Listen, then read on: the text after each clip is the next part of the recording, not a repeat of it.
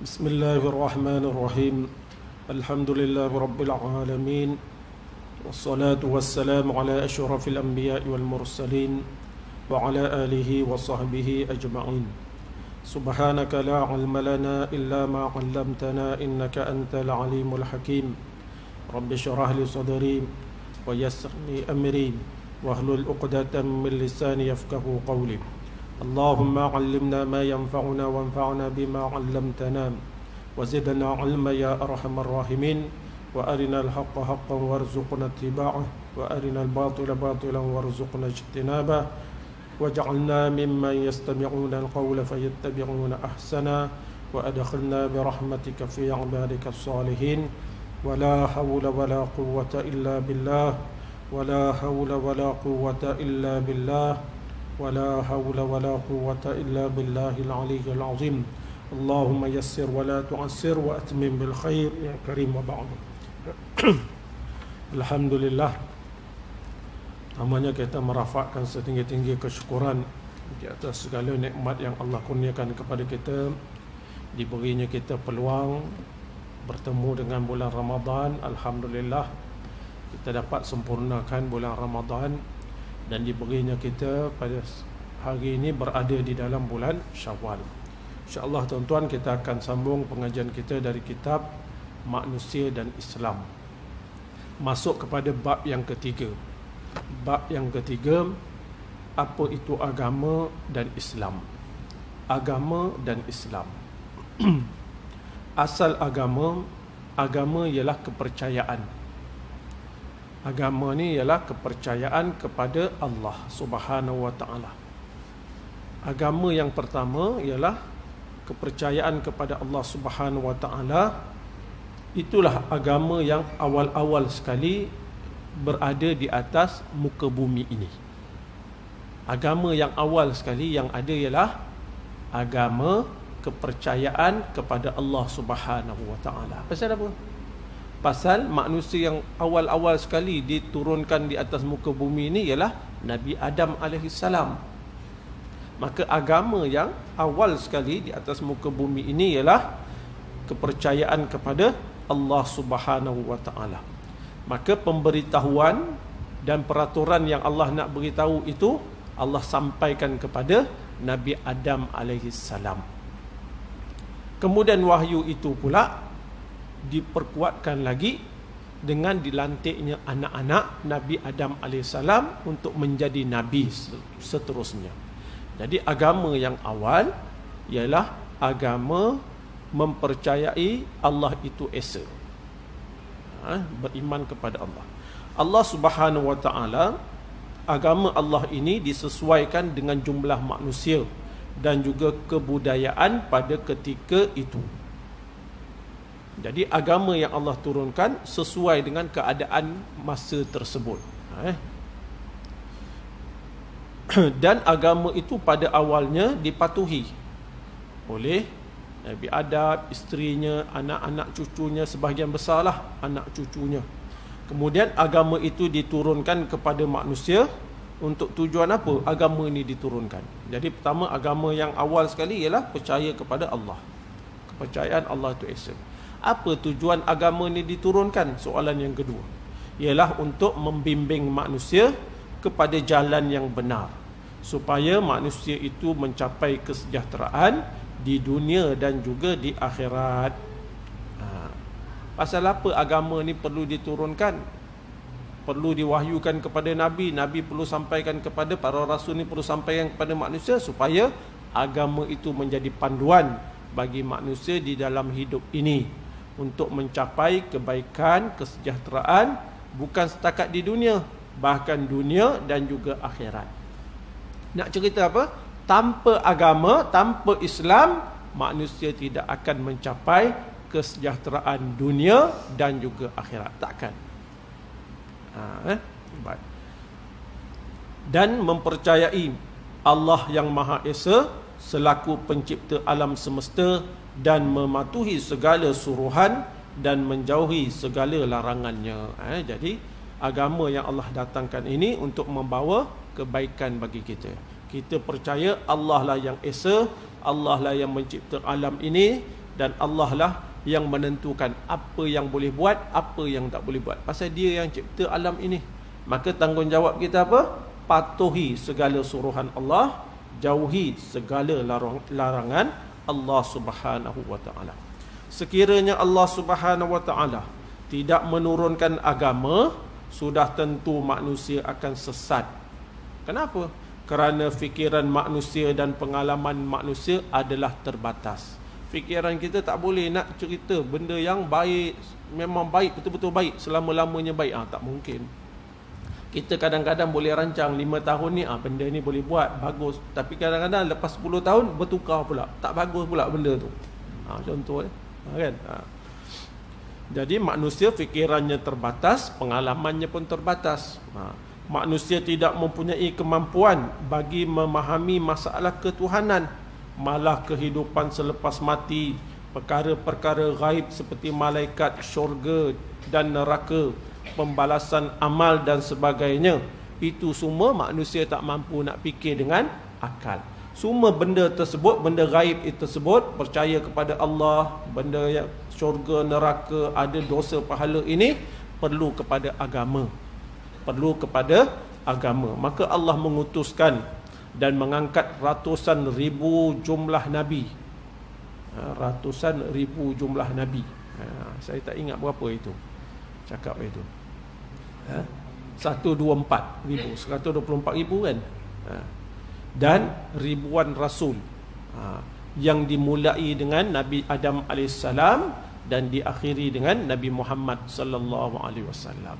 Jadi Allah lantik.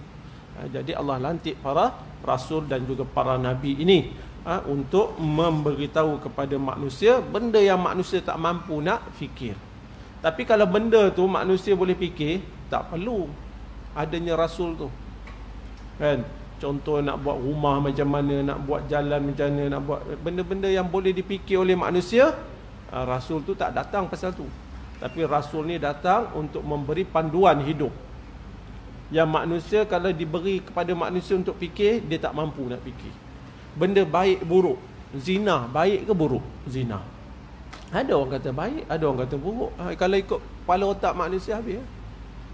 Curi ni elok ke tak elok? Ada orang kata elok. Orang kaya tu kedekut sangat, dia kata baik kita curi harta dia, bagi pada orang miskin. Dia kata bagus tu. Kalau dibiarkan akal manusia, rosak dunia ni. Jadi Allah tetapkan apa yang baik, apa yang buruk, apa yang boleh buat, apa yang tak boleh buat. Itu rahmat daripada Allah Subhanahu wa taala. Jadi Allah turunkan, utuskan para rasul. Dalam perjalanan sejarah tamadun manusia yang lama itu, memang ramai manusia yang terus-menerus menentang serta membantah ajaran Allah Subhanahu wa taala yang dibawa oleh para nabi dan rasul itu. Lalu dengan kehormatan dan kasihan belas Allah Subhanahu wa taala, Allah turunkan kitabnya. Jadi setiap kali datang rasul ini, datang para nabi ini, ada sahaja sejumlah manusia yang ramai yang menentang ajaran rasul itu. Datang rasul ni cerita ditentang. Sebahagian kecil beriman, sebahagian besar menentang. Kemudian wafatlah rasul tu. Kitab tak ada. Bukan semua rasul ada kitab, kan? Maka Allah turunkan lagi pula kitab. Kitab untuk menjadi panduan, dapat dibaca oleh manusia dan dapat difahami oleh manusia walaupun rasul itu telah wafat. Ini semua rahmat belas kasihan Allah kepada hamba-hamba makhluk dia ni, hamba ni. Allah turunkan kitabnya supaya dapat dibaca dan difahami firman-firmannya. Tujuannya apa diturunkan kitab ini? Tujuannya yang utama ialah untuk menegakkan kepercayaan tauhid, bahawa Allah sahajalah yang maha berkuasa. Allah lah yang menentukan segala-galanya. Dan untuk menghindarkan perbuatan syirik daripada pengaruh hawa nafsu yang liar, dan mengajar mereka supaya mematuhi segala ajaran Allah Subhanahu wa taala dan menjauhi diri daripada semua larangannya. Jadi kitab itu turun supaya ada panduan bagi manusia. Panduan dari segi akidah, kepercayaan, panduan dari segi syariat. Apa yang boleh buat, apa yang tak boleh buat. Pendek kata, tugas rasul-rasul dan nabi-nabi dalam ajaran keimanannya adalah sama, walaupun ada perbezaan dari segi syariat dan hukum antara mereka. Semua rasul ini tuan-tuan, semua para nabi ini, dia bawa ajaran keimanan yang sama. Kepercayaan, masalah kepercayaan ni sama, cuma yang berbeza dari segi syariat. Syariat itu disesuaikan dengan keadaan zaman tersebut. Itu hukum-hukum yang berbeza. Barangkali sebelum ni semayang sehari 2 kali. Contoh. Syariat itu berbeza-beza, hukum itu berbeza-beza. Tapi bab beriman, keimanan adalah sama. Mengajak manusia mengesakan Allah, beriman adanya hari akhirat dan sebagainya. Itu. Amana ar-rasulu bima unzila ilaihi min rabbih wal mu'minun kullun amana billahi wa malaikatihi wa kutubihi wa rusulihi la nufarriqu baina ahadin min rusulihi. Rasul Allah beriman kepada apa yang diturunkan kepadanya daripada Tuhannya, dan juga orang yang beriman, semuanya beriman kepada Allah. Maknanya semua rasul ni bawa benda sama, beriman kepada Allah, malaikat-malaikatnya, kitab-kitabnya dan rasul-rasulnya. Dan rasul ini, dan mereka berkata, kami tidak membezakan antara seorang rasul dengan seorang rasul yang lain. Semuanya bawa benda yang sama dari segi kepercayaan. Rasul yang terakhir ialah Nabi Muhammad sallallahu alaihi wasallam. Ada pun rasul sebelum ini, walaupun diberi kitab, tapi dia bukan rasul yang terakhir, kerana akan ada rasul yang datang selepasnya. Yang mana rasul yang datang selepas itu zamannya berbeza dengan zaman rasul yang sebelumnya, maka akan ada perubahan hukum. Barangkali hukum yang lama tu tak sesuai, maka dibatalkan, dinasahkan. Ada sebelumnya, rasul yang sebelum ni tak ada benda tu, hukum berkaitan dengan perkara tu tak ada. Tapi bila datang rasul yang lain, ada pula hukum yang lain yang sesuai dengan zaman dan tempat tersebut. Berbeza dengan Nabi Muhammad sallallahu alaihi wasallam yang merupakan nabi yang terakhir, rasul yang terakhir, maka ajaran yang dibawa oleh Rasulullah sallallahu alaihi wasallam, kitab Al-Quran yang diturunkan oleh Allah kepada Nabi Muhammad sallallahu alaihi wasallam, panduannya sesuai untuk semua tempat dan setiap masa dan zaman, dan tidak memerlukan kepada nasah pembatalan dan sebagainya. Kerana rasul yang terakhir ini telah membawa agama yang sempurna untuk diamalkan oleh manusia sehinggalah bertemu dengan hari kiamat. Maka kerja kita apa? Kerja kita jadikan Al-Quran itu, Islam itu benar-benar sebagai panduan di dalam hidup kita.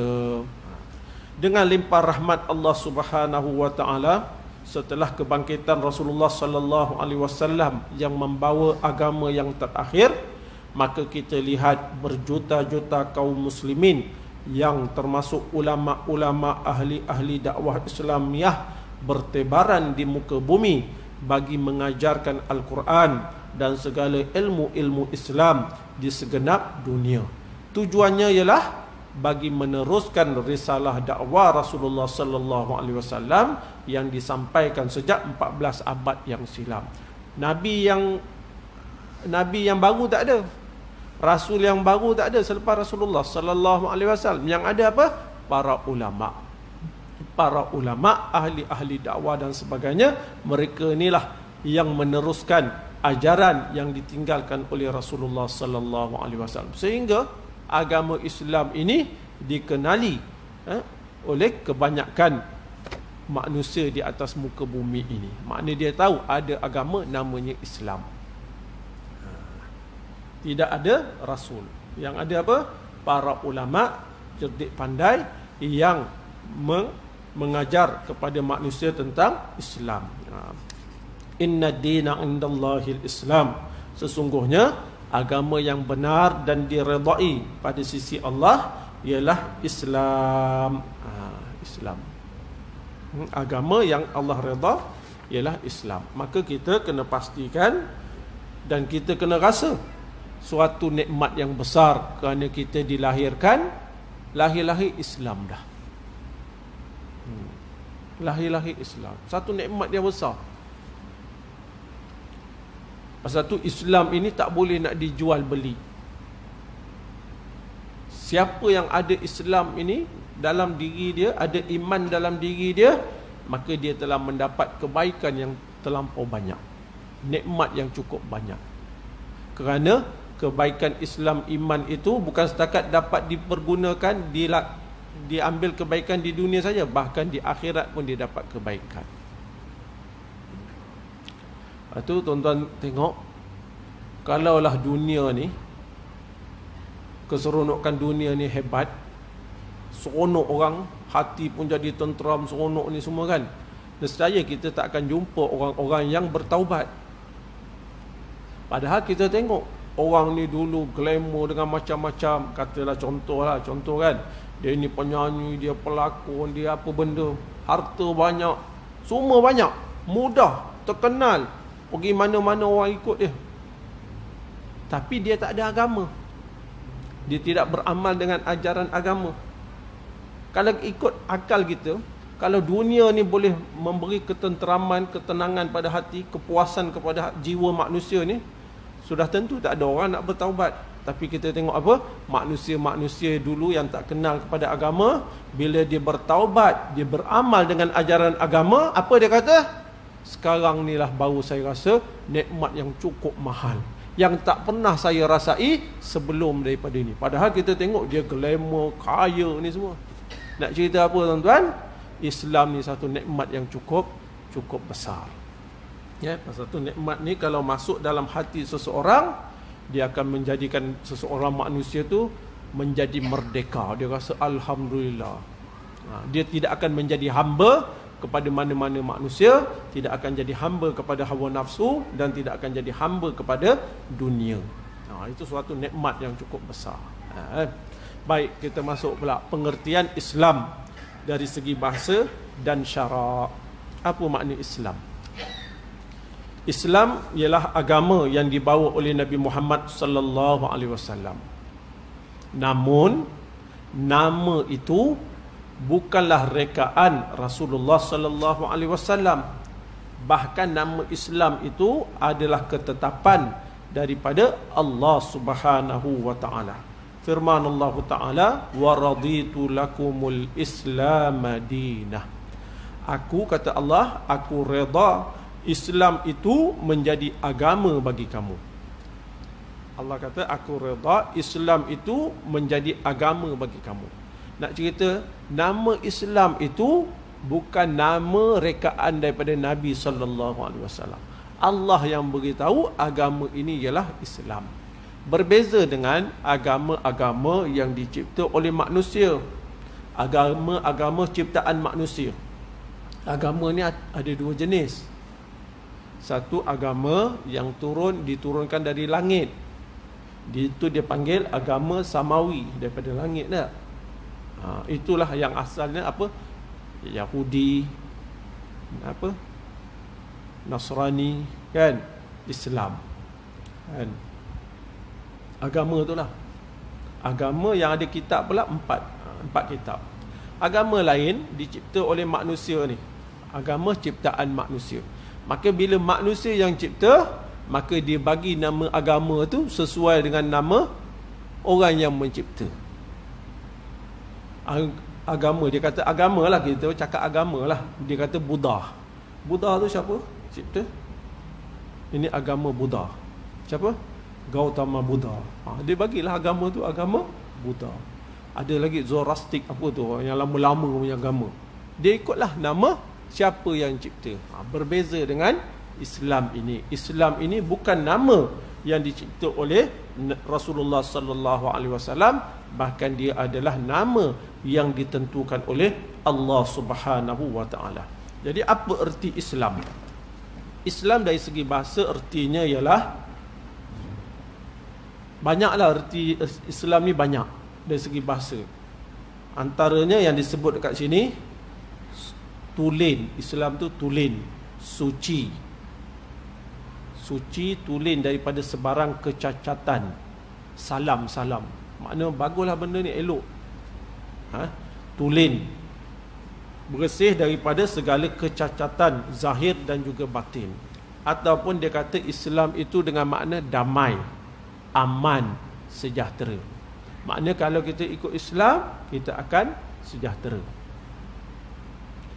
Ada yang kata Islam maknanya apa dari segi bahasa? Taat dan serah. Makna bila kita kata kita orang Islam, dari segi makna apa? Kita telah menjadi orang yang taat dan menyerah sepenuhnya kepada Allah Subhanahu wa taala. Serahkan apa? Serahkan penentuan baik buruk itu kepada Allah. Yang tentukan yang ni baik, yang ni buruk, kita serahkan kepada Allah. Kita tak reti, kita serah kepada Allah. Kemudian kerja kita apa? Kita taat. Jadi Islam ini ada makna taat dan menyerah diri. Ada Islam dengan makna sejahtera, dan dengan makna bersih, suci daripada kecacatan lahir dan juga batin. Baik. Adapun Islam dari segi syarak, ini yang penting. Islam dari segi syarak ialah mentauhidkan Allah Subhanahu wa taala. Mentauhidkan Allah Subhanahu wa taala. Patuh dan tunduk hati kepada Allah, serta beriman dengan ajaran Allah Subhanahu wa taala yang dibawa oleh Nabi sallallahu alaihi wasallam daripada Allah Subhanahu wa taala. Kita tengok, kalau tengok kat sini lah, ini Islam dia bagi makna apa? Dia kata mentauhidkan Allah. Kan? Mentauhidkan Allah. Kemudian tunduk dan jujur hati. Jadi Islam ni seolah-olah berkaitan dengan hati. Tak? Beriman dengan ajaran yang dibawa oleh Nabi sallallahu alaihi wasallam. Seolah-olah Islam itu berkaitan dengan iman. Biasa yang kita dengar apa? Iman itu kepercayaan dalam hati. Islam itu apa? Islam itu ialah amalan zahir, ketundukan kita. Pasal dia panggil tunduk, taat, menyerah diri. Itu kebiasaan. Pasal apa jadi macam tu? Pasal Islam ini ada macam-macam makna. Ada macam-macam makna. Kadang-kadang Islam itu digunakan dengan makna lawan bagi syirik. Bila Islam itu dengan makna lawan bagi syirik, syirik itu berkaitan dengan hati ke dengan perbuatan? Berkaitan dengan hati. Maka Islam itu dijadikan jadi macam beriman kepada Allah. Pasal tu takrif dia jadi macam tu. Ada ketika Allah gunakan perkataan Islam, tapi Islam itu dengan makna syirik, lawan bagi syirik. Contohnya ni, qul aghairallahi attakhidhu waliyan fatiris samawati wal ard wa huwa yut'imu wa la yut'am qul inni umirtu an akuna awwala man aslama wa la takunanna minal musyrikin. Katakanlah wahai Muhammad sallallahu alaihi wasallam, patutkah aku mengambil penolong selain Allah yang menciptakan langit dan bumi? Patutkah aku cari Tuhan yang lain selain Allah, sedangkan Allah yang mencipta langit dan bumi, dan dia pula, Allah pula yang memberi makan dan bukan yang diberi makan. Allah yang beri makan pada kita, bukan kita beri makan pada dia. Bukan kita, Allah yang jaga kita, bukan kita jaga dia. Tapi kalau ada orang sembah manusia, dia jaga kita, barangkali ada, kita pun kena jaga dia. Kalau orang sembah pokok, batu, siapa kena jaga dia? Dia jaga kita ke kita jaga dia? Kalau ada orang sembah pokok, batu dan sebagainya, siapa jaga siapa? Dia jaga kita ke kita jaga dia? Kita jaga dia. Lepas tu ada kisah seorang sahabat ni, saya tak ingat nama dia. Dia ni sahabat baik ni. Masa tu Islam baru sampai di Madinah. Jadi seorang kawan ni masuk Islam, seorang kawan lagi ni tak masuk Islam. Saya tak ingat nama dia. Jadi dia ni ada patung kat rumah dia. Dia sembah patung. Dia kata patung tu Tuhan dia. Maka dia minta tolong pada patung tu. Dia nak apa-apa, dia minta tolong pada patung tu. Kawan ni dah beritahu agama yang sebenarnya adalah Islam, tapi dia tak terima juga. Pada suatu hari, bila yang sembah patung ni keluar, maka kawan-kawan ni datang, dia rosakkan patung tu. Dan dia rosakkan patung tu. Maka baliklah kawan yang sembah patung ni. Dia balik, dia pun kutip-kutip, kenapalah kau Tuhan telah dipecahkan oleh manusia? Macam mana kamu ni Tuhan, sedangkan kamu dipecahkan oleh manusia?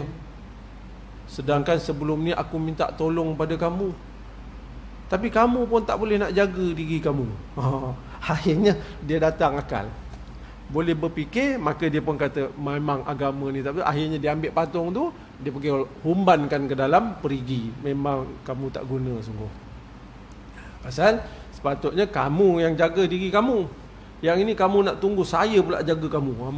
Jadi siapa yang kuat? Kan?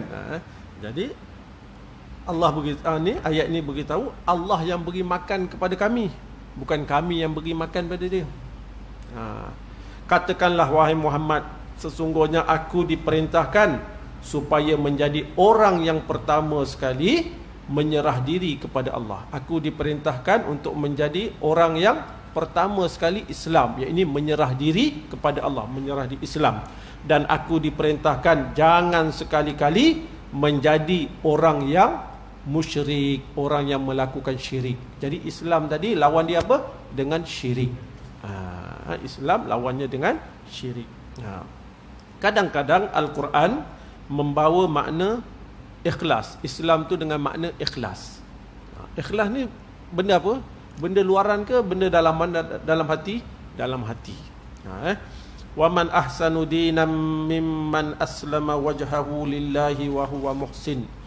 Dan tiadalah orang yang lebih baik agamanya daripada orang yang menyerahkan dirinya kepada Allah. Islam tadi makna apa? Menyerahkan dirinya kepada Allah. Apa maknanya? Tiadalah orang yang lebih baik agamanya daripada orang yang ikhlas kepada Allah. Menyerah diri kepada Allah makna ikhlas kepada Allah, sedangkan dia berusaha mengerjakan kebaikan. Makna orang yang paling baik ialah orang yang melakukan kebaikan dalam keadaan dia ikhlas mencari keredaan Allah Subhanahu wa taala. Baik, sudah. Tetapi makna yang paling banyak dipakai dalam Al-Quran, makna Islam yang paling banyak dipakai dalam Al-Quran ialah patuh dan menyerah diri kepada Allah Subhanahu wa taala. Patuh apa makna? Patuh kena buatlah. Kena buatlah. Patuh dan menyerah diri kepada Allah.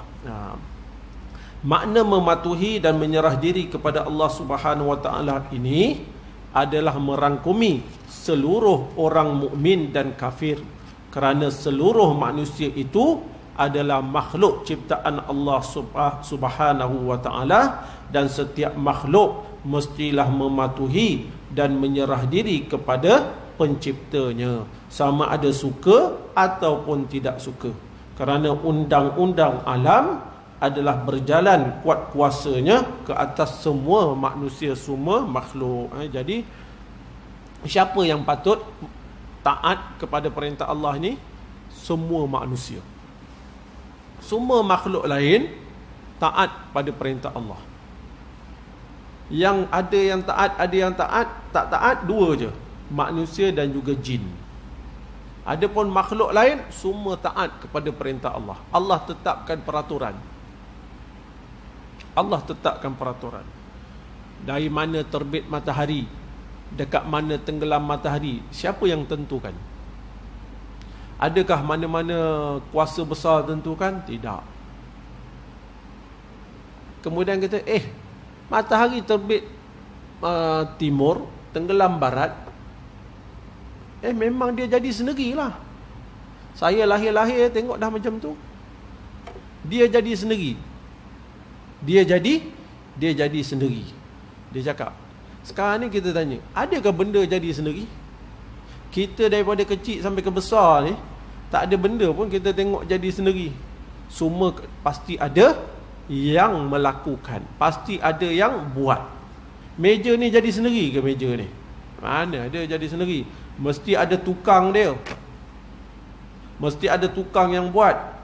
Macam itulah semua benda yang ada di alam ini, mesti ada yang menciptanya dan mesti ada yang menentukan peraturan bagi benda tu. Siapa dia? Iaitu Allah Subhanahu wa ta'ala. Jadi kita ni, dia kata semua makhluk ini termasuk manusia perlu taat, menyerah diri kepada Allah Subhanahu wa ta'ala. Pasal dia yang mencipta manusia, maka semua manusia tu perlu patuh dan menyerah diri kepada Allah. Okey.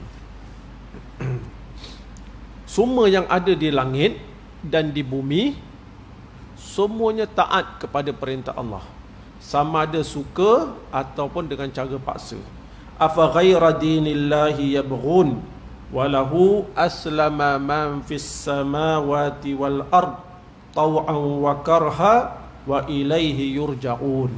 Allah beritahu, patutkah sesudah kamu mengaku dan menerima perjanjian itu, mereka mencari lain daripada agama Allah? Kamu tahu Allah yang mencipta kamu, Allah yang ini, tiba-tiba kamu cari agama yang lain, kamu pergi sembah, kamu yakin ada Tuhan yang selain Allah. Patutkah macam tu? Padahal kepada Allah lah tunduk taat seluruh makhluk yang ada. Seluruh makhluk yang ada di langit dan di bumi, semuanya taat kepada Allah. Sama ada taat dengan cara sukarela ataupun dengan cara paksa. Dan kepada Allah lah mereka dikembalikan. Semua makhluk ini tuan-tuan, taat, tunduk kepada Allah. Tunduk. Pasal tu ada ulama cakap, semua manusia ni kalau tengok, dia terpaksa tunduk kepada Allah. Ada yang tunduk kepada Allah dengan cara sukarela, tapi ada yang tunduk kepada Allah dengan cara paksa, terpaksa. Orang yang beragama Islam, maka dia tunduk kepada Allah secara sukarela. Tapi ada ulama kata, orang yang tak Islam, yang kafir ni pun, dia terpaksa tunduk juga, tapi tunduk dengan cara paksa. Dia kata macam mana? Dia kata bila orang ni berjalan, hebat macam mana pun manusia ni, bila waktu siang berjalan, pasti bayang-bayangnya akan tunduk ke bawah. Maknanya dia tunduk secara paksaan. Dia, macam mana hebat pun manusia tu, dia tetap kena tunduk kepada Allah, tapi tunduk dengan cara paksaan, bayang-bayang tu lah tadi. Jadi semua makhluk tunduk kepada Allah. Kenapa pula kamu wahai manusia tidak mahu tunduk kepada Allah? Nak cerita tu je lah. Kenapa kamu tak nak patuh kepada perintah Allah Subhanahu wa ta'ala? Maka makna aslama ni, makna aslama dalam ayat ini ialah tunduk dan patuh kepada perintah atau hukum Allah Subhanahu wa ta'ala. Jadi bila kita kata kita Islam, maka kita dah menyiapkan diri kita untuk tunduk dan patuh kepada perintah dan juga hukum-hukum yang telah ditetapkan oleh Allah Subhanahu wa ta'ala. Sebab Allah Subhanahu wa ta'ala menetapkan undang-undang untuk dunia dan seluruh alam semesta. Dunia dan seluruh alam semesta yang sangat luas itu berjalan, beredar dan bergerak mengikut peraturan yang telah ditetapkan oleh Allah Subhanahu wa ta'ala. Maka bila kita kata kita Islam, kita kena tunduk dan patuh kepada segala hukum, peraturan, undang-undang yang Allah telah tetapkan. Tapi kalau Allah tak tetapkan peraturan undang-undang itu, maka Allah beri kepada manusia akal fikiran untuk dia fikir. Tapi kalau Allah dah tetapkan hukum, jangan kita ubah, jangan kita tolak. Kerja kita apa? Kalau kita seorang Islam, Muslim yang beriman, kita akan terima dan kita akan taat. Patuh. Gitu. Habis. Kemudian perkataan aslama itu digunakan maknanya kepada orang yang menyerah diri serta tunduk dengan kerelaan hati kepada Allah Subhanahu wa taala. Maka jadilah makna aslama tadi itu, iaitu nak cerita orang yang menyerah diri, tunduk dengan kerelaan hati kepada Allah Subhanahu wa taala. Sebab itu digelarkan orang itu seorang muslim. Orang yang tunduk, menyerah diri kepada Allah, maka orang itu dipanggil muslim. Pasal dia tunduk dan menyerah diri kepada Allah. Pengertian Islam dengan makna tunduk dan menyerah diri kepada Allah Subhanahu wa taala yang banyak digunakan dalam Al-Quran adalah merupakan konsep semua rasul dan semua nabi. Jadi semua rasul, semua nabi ini bawa ajaran tu, tunduk dan patuh kepada Allah Subhanahu wa taala. Itu. Nabi Nuh pun sama. Nabi Nuh kata apa? Wa umirtu an akuna minal muslimin. Kata Nabi Nuh alaihissalam, aku diperintahkan supaya menjadi golongan orang Islam. Ini orang yang menyerah diri kepada Allah Subhanahu wa taala. Nabi Ibrahim alaihissalam pun macam tu juga. Qala lahu rabbuhu aslim. Idh qala lahu rabbuhu aslim. Qala aslamtu li rabbil alamin. Dan ingatlah ketika Tuhannya berfirman kepada Nabi Ibrahim, berserah dirilah kamu kepada Allah, Islamlah kamu. Maka kata Nabi Ibrahim, aku menyerah diri kepada Allah, iaitu aku terima Islam kepada Tuhan yang memelihara dan mentadbir seluruh alam. Aku menyerahkan diri kepada Allah yang memelihara dan mentadbir seluruh alam. Nah, jadi Islam ini makna tunduk, patuh, menyerah diri. Begitulah nabi-nabi yang lain yang boleh tuan baca daripada buku ini. Nabi Yusuf pun sama. Nabi Yusuf ni dia doa, antaranya anta waliyyi fid dunya wal akhirah tawaffani muslima wa alhiqni bis salihin. Engkaulah ya Allah penguasa dan penolongku di dunia dan di akhirat. Sempurnakanlah ajalku ketika mati dalam keadaan Islam. Ya Allah, engkau matikanlah aku dalam keadaan Islam dan hubungkanlah aku dengan orang-orang yang salih. Dudukkanlah aku bersama orang-orang yang salih. Mati dalam keadaan Islam. Jadi kita ni tuan-tuan, kita hidup dalam keadaan Islam, tunduk patuh kepada Allah, dan kita nak mati pun dalam keadaan Islam. Dalam keadaan Islam, ya, ini tunduk patuh menyerah diri kepada Allah Subhanahu wa taala, yakin Allah itu esa, tidak melakukan perkara-perkara menyungutukan Allah, menduakan Allah, mensyirikkan Allah. Jangan. Kalau Islam tak ada nilai manusia itu. Kemudian Allah Subhanahu wa taala mengutus rasul pilihannya Nabi Muhammad sallallahu alaihi wasallam dengan satu syariat yang sempurna bagi menyambung tugas para nabi dan para rasul yang sebelumnya. Akhirnya bila datang rasul yang akhir zaman ini, Rasulullah sallallahu alaihi wasallam, Nabi Muhammad ini, Allah beri kepada Nabi Muhammad sallallahu alaihi wasallam ini syariat yang sempurna, peraturan hidup, tata cara hidup yang sempurna. Tidak perlukan kepada perubahan dan sebagainya. Tak perlu kepada adanya nabi dan rasul selepasnya. Jadi syariat Islam ini, agama Islam ini agama yang ada peraturan. Peraturan tu dipanggil apa? Syariat. Syariat. Iman tu dipanggil keimanan, kepercayaan. Selain daripada kepercayaan, ada syariat. Syariat tu apa? Kumpulan undang-undang dan peraturan yang telah ditetapkan oleh Allah, yang perlu dipatuhi oleh setiap manusia. Habis cerita. Boleh faham? Orang kata syariat, apa benda syariat? Jadi syariat ialah kumpulan hukum-hukum dan peraturan yang ditetapkan oleh Allah. Itu panggil syariat. Yang perlu kita taat, patuh kepadanya syariat itu. Barulah hidup kita ini sempurna, mendapat kebaikan di dunia dan juga di akhirat. Wallahu ta'ala a'lam. Yang itu sebuah sedikit perkara yang berkaitan dengan apa makna, apa itu agama dan apa itu Islam secara ringkas. Agama itu apa dan Islam itu apa.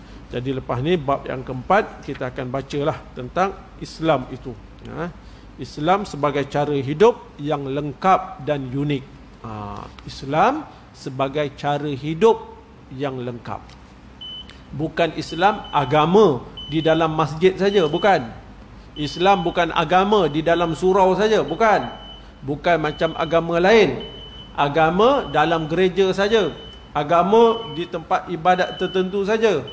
Tapi Islam bukan. Islam ialah cara hidup yang lengkap yang mengatur kehidupan manusia sama ada dalam masjid ataupun di luar masjid.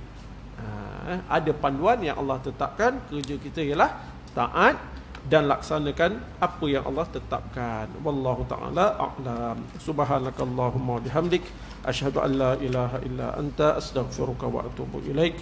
Bismillahirrahmanirrahim. Wal 'asr innal insana lafi khusr إلا الذين آمنوا وعملوا الصالحات وتواصوا بالحق وتواصوا بالصبر. السلام عليكم ورحمة الله وبركاته.